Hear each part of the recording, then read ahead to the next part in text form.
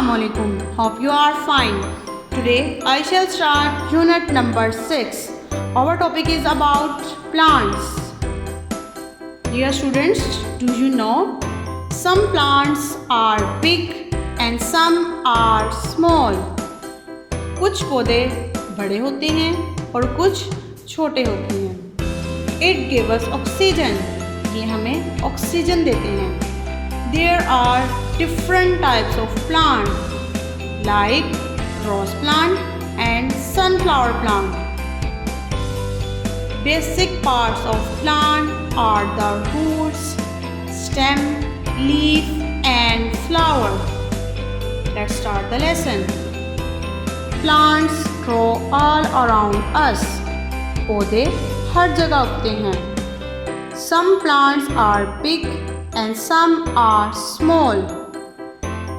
कुछ पौधे बड़े होते हैं और कुछ छोटे होते हैं. I hope you understood this lesson. Take care. Allah Hafiz.